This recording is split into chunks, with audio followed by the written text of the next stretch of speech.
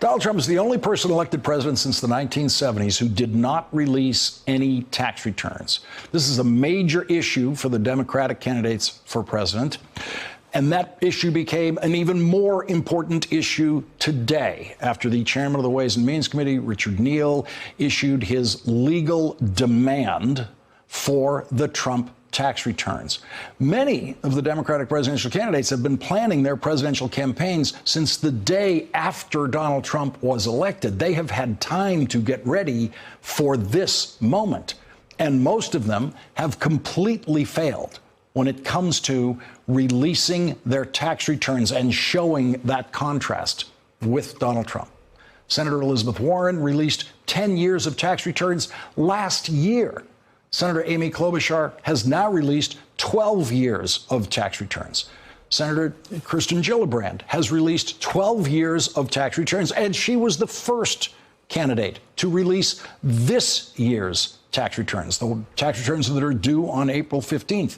Jay Inslee, the governor of Washington, is the only man running for president who has released 12 years of tax returns. Now, I'm willing to cut every candidate some slack to not release this year's tax return until April 15th, when it is due 12 days from now. That's how much slack you get for that one tax return.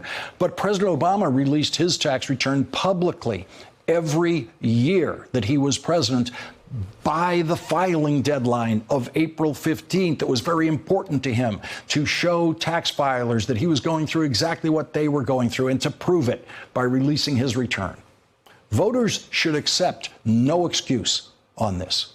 Pete Buttigieg is one of the newest entries in the campaign field, and so maybe it's understandable that he hasn't released his tax returns yet. But he should have anticipated this, and he should have been ready to do it. Here's what he said about it Monday night. So will you be releasing 10 years of tax returns?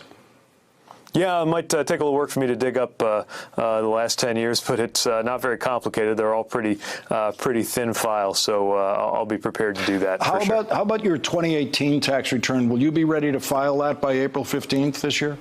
I will be. I got to admit I haven't gotten around to putting it in just yet. But again, I believe in this kind of transparency, and obviously I want to practice what I preach. Good.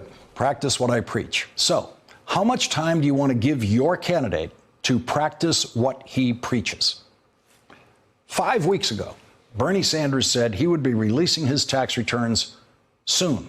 That's the word he used.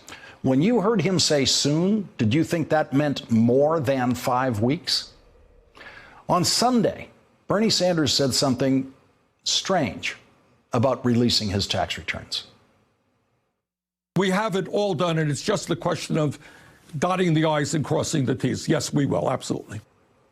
That only makes sense if Bernie Sanders is talking only about his current tax return that has to be filed in the next 12 days. But it is the official position of the Democratic Party, as expressed in the very first bill in the House of Representatives this year, that presidential candidates should release 10 years of tax returns. And you are not allowed to go back and dot the I's and cross the T's in your tax return from 10 years ago, or 9 years ago, or 8 years ago, or 7 years ago. Like Senator Elizabeth Warren, Bernie Sanders should have had 10 years of tax returns ready to be released last year.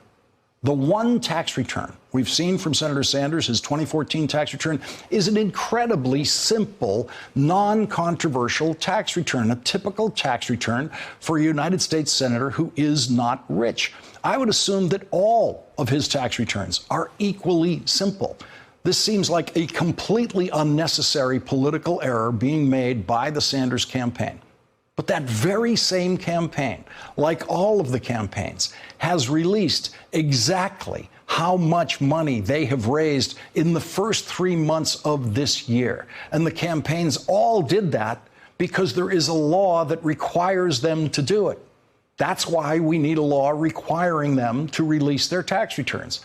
The Sanders campaign raised more money than any other campaign, $18.2 million in the first quarter of this year. That money came from 525,000 contributors.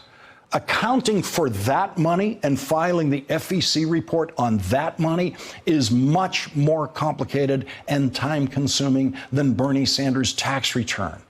It's like filing a tax return where you have 525,000 different sources of income, each of which has to be specified and added into a total income, which in this case is over $18 million. The Sanders campaign approached that with the highest degree of competence and professionalism and honor in accounting for every penny of the $18 million and every person who contributed.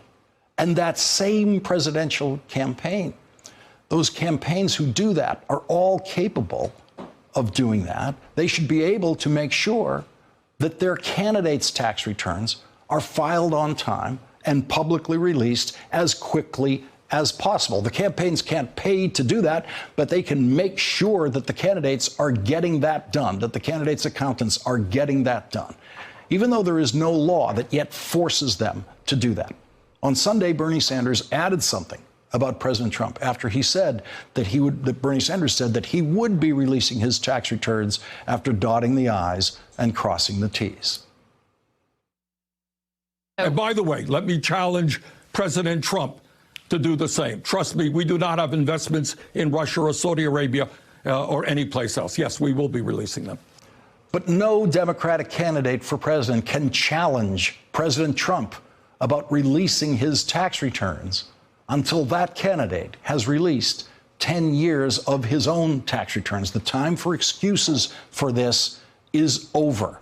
In fact, it was over a long time ago. Thanks for checking out our YouTube channel. Subscribe by clicking on the button below for more from The Last Word and the rest of MSNBC.